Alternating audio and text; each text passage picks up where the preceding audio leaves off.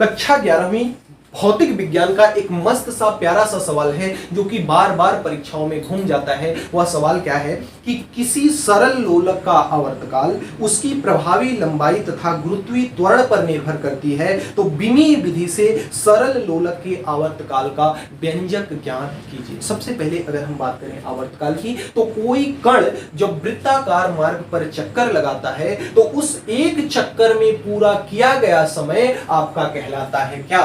आपका कहलाता है आवर्तकाल। क्या कहलाता है? आवर्तकाल, जिसे हम कैपिटल टी से डिनोट करते हैं। सवाल में कहता है कि उसका आवर्तकाल उसकी प्रभावी लंबाई और उसके गुरुत्वीय त्वरण पर निर्भर करता है।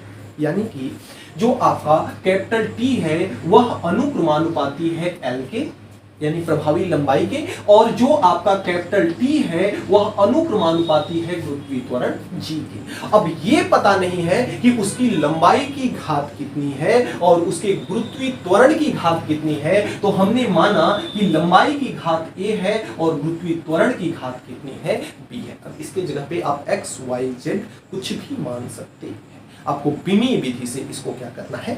बताना है। तो बिमी विधि से सरल लोलक के आवर्तकाल का व्यंजक ज्ञात कीजिए। सिस्टमैटिक ढंग से एकदम चलेंगे। अगर इसको हम समीकरण नंबर 1 मान लें और इसको हम समीकरण नंबर 2 मान लें, तो यहां पर हम देखेंगे अगर दोनों समीकरणों को लें, समीकरण 1 व 2 से, समीकरण 1 और 2 से लें तो टी दोनों में है, तो टी अनुक्रमानुपाती हो जाएगा l की पावर a और g के पावर b।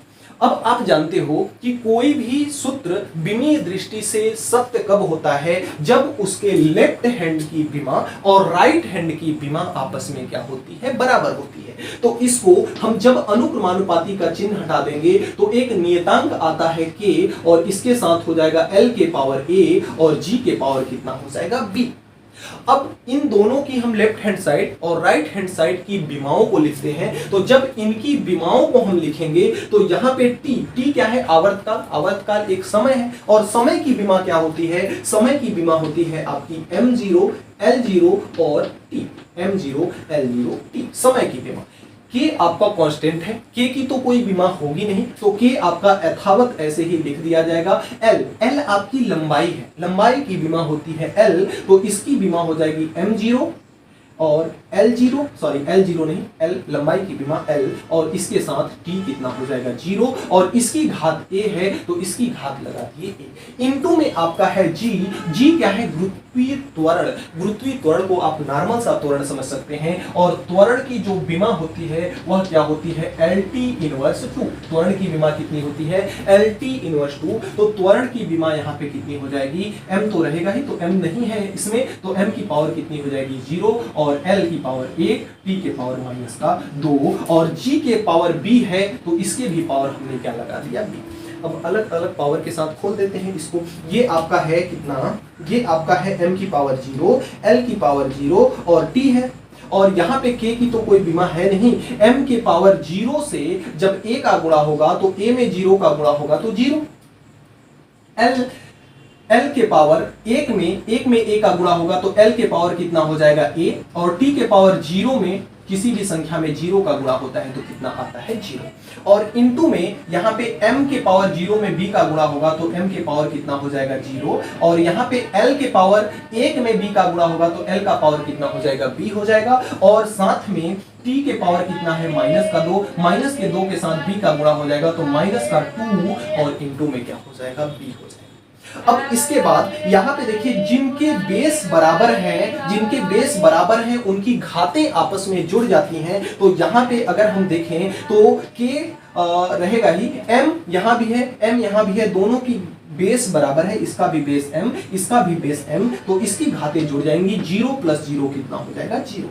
यहाँ पे L है और यहाँ पे L है, दोनों का बेस बराबर है, तो इसका बेस कितना है? L है और इसकी घात A है, इसकी घात B है, घातें आपस में जुड़ जाती हैं। A प्लस कितना हो गया? B। यहाँ पे T है, यहाँ पे भी T है, दोनों का बेस बराबर है, तो T के पावर 0 प्लस माइनस का 2b, तो ये आपका हो जाएगा 0 प्लस माइनस का कितना हो जाएगा? 2b। अब इतना हो जाएगा। अब इधर कितना है आपका? इधर है m की पावर 0, l की पावर 0 और t के पावर कुछ नहीं है तो 1 मानेंगे।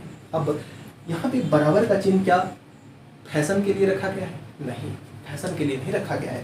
इसका मान इसके क्या है? बराबर है, यानी RHS लेफ्ट हैंड साइड के क्या है? बराबर है, इसलिए यहाँ पे किसका चिन्ह लगा है? बराबर का चिन्ह लगा है। अब सपोज कीजिए कि आपका x y के बराबर कब होगा?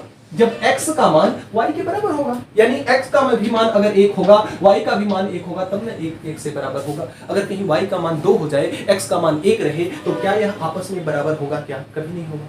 यानी कि इसकी पावर जितनी है, m की पावर जितनी है, इस m की पावर के बराबर होगी। तो यहां से हम लिखेंगे तुलना करने पर, तुलना करने पर किसकी तुलना कर रहे हैं भैया? LHS और RHS की तुलना हम कर रहे हैं। अगर हम तुलना करते हैं तो L m की पावर 0, m की पावर 0 है, 0 0 0 खत्म, कोई मतलब नहीं है। L की पावर 0 है, L की पावर a प्लस b है, तो L यहां भी है, L यहां भी है, दोनों आपस में क्या है? बराबर है। तो यह 0 इसकी घात के बराबर होगी, तब ना L के बराबर होगा। x का मान और y का मान समान है, तब तो यह x बराबर y है। ठीक उसी प्रकार से L की पावर और इसकी पावर बराबर है, तब तो ये बराबर है। यानी a प्लस b किसके बराबर है? 0 के बराबर है। तो a प्लस b किसके बराबर है? 0 के बराबर है। यहां से a बराबर कितना आएगा? माइनस का b। और यदि t की घात की तुलना करें तो t के पावर यहाँ पे कितना है? 1 है, और यहाँ पे कितना है? माइनस का 2b है। 0 में जब माइनस का 2b जोड़ा जाएगा तो माइनस का 2b होगा। चिन्ह को आप ध्यान रखेंगे, चिन्ह को माइनस को छोड़ेंगे नहीं। तो t के पावर 1 है, तो 1 किसके बराबर होगा? 1 बराबर होगा माइनस के 2b के। तो माइनस का कितना हो जाएगा यहाँ से? 2b। यह किसकी घात थी? L की घात की तुलना थी। और यह किसकी घात है? t की घात है। यह किसकी घात है? t की घात है। तो 1 बराबर जब माइनस का 2b है, तो यहां से b का मान निकालें, 2 को इधर भेज दें, तो 2 इसके साथ गुणा में है, इधर आएगा तो किसमें? भाग में हो जाएगा, और माइनस को क्या करेगा? लेके आएगा। तो b बराबर कितना आ गया? b बराबर आपका आ गया माइनस का 1/2, और a बराबर है माइनस का b। और a बराबर जब b के जगह पे b का मान रखेंगे तो 1 माइनस यहाँ है, 1 माइनस इसमें है, तो a बराबर कितना आ जाएगा? प्लस का 1/2। अब दोनों का मान हमें पता हो गया, a का भी मान और b का भी मान। और अगर इसको हमने समीकरण नंबर 1 माना होता, इसको हमने समीकरण नंबर 1 माना होता, तो यहां से हम कह सकते थे समीकरण 1 से, समीकरण 1 से क्या? समीकरण 1 है t बराबर, t का मान ही तो हमें ज्ञात करना है, t बराबर है k L के पावर a g के पावर b। a और b का मान हमको तो रखना है। तो समीकरण 1 से आपका हो जाएगा t बराबर k तो आपका रहेगा ही, कहां जाने वाला है? L के पावर a। तो L के पावर अगर a है तो a का मान कितना है? 1/2, यानी L के पावर 1/2 इंटू में g के पावर b, और इंटू में g के पावर b का मान है माइनस के 1/2। g को अगर हम बटे में ले जाए, नीचे ले जाए, तो इसकी घात प्लस से क्या हो जाएगी? माइनस हो जाएगी। g को अगर यहां से हम न लिखें, बल्कि इसको हम इसके नीचे लिख दें, तो g की पावर जो माइनस का 1/2 था, अब वह प्लस का क्या हो जाएगा? 1/2 हो जाएगा। और आप जानते हो अंडर रूट x का मतलब क्या होता है? पता है? अंडर रूट x का मतलब ये होता है, अंडर रूट x का मतलब ये होता है x की पावर 1/2, यानी 1/2 का मतलब होता है उस पे अंडर रूट लगाना है। तो इसका भी पावर 1/2, इसका भी पावर 1/2, तो इसको हम लिख सकते हैं k अंडर रूट का L/g, के अंडर रूट का L/g लिख सकते हैं। L/g यानी L के पावर 1/2, g के पावर 1/2। रूट का मतलब होता है उसकी पावर 1/2। k का मान, प्रायोगिक मान जो निष्कर्षों द्वारा निकलता है, उसका मान k का मान होता है 2 पाई। तो यहां से आपका आ जाएगा 2 पाई और अंडर रूट का L/g। यही हमें तो ज्ञात करना था कि उसका जो तनाव बल है, आवर्तकाल है, उसका आवर्तकाल है, उसके प्रभावी लंबाई और गुरुत्वीय त्वरण g पर निर्भर तो करता है, लेकिन संबंध नहीं दे रखा था यहाँ। लेकिन हमने यहाँ से विमीय विधि का उपयोग करके इसके बीच में हमने संबंध स्थापित कर दिया। यदि आपको k का मान नहीं पता है तो आप यहाँ पे भी छोड़ देंगे, आपको फुल मार्क्स क्या हो जाएगा? मिल जाएगा। तो इस प्रकार से एक छोटू सा सवाल था जिसे हमने एकदम छोटू प्रकार से हल करने का प्रयास किया, जिसे एकदम सहज सरल और आसान भाषा में आपको बताया गया। आवर्तकाल, जब कभी भी आपको इस प्रकार का सवाल दे कि निर्भर करता है, तो उसमें आप जो जो निर्भर करता है उसको अनुक्रमानुपाती कर देंगे जिस पर निर्भर करता है। अगर दो राशियां हैं, 3 राशियां हैं, 4 राशियां हैं, सभी को अनुक्रमानुपाती का संबंध करके ए बी सी डी इस प्रकार से घातें आप लगा देंगे और समीकरण को क्या कर देंगे, समीकरण को टी टी एक साथ में है तो सबको एक साथ में लिख लेंगे और बराबर करके एक कांस्टेंट का नियतांक रख देंगे। आप जानते हैं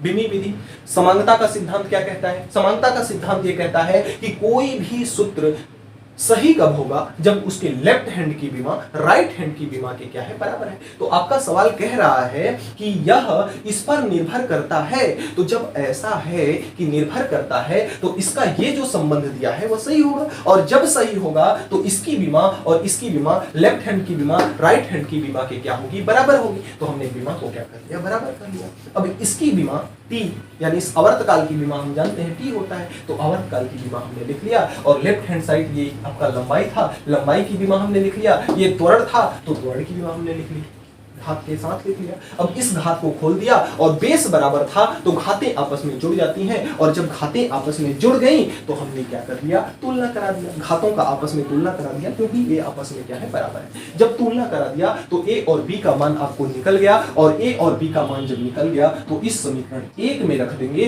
तो हमें प्रभावी संबंध जो है वो क्या हो जाएगा, प्राप्त हो जाएगा। तो इस प्रकार से हम फिजिक्स के सवालों को एकदम बेहतरीन ढंग से हल कर सकते हैं।